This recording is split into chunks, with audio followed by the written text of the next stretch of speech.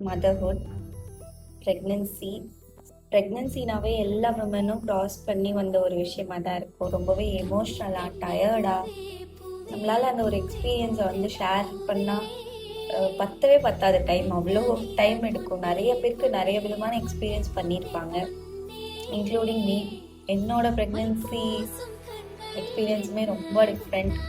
So கண்டிப்பாக நான் share பண்ணுறேன்.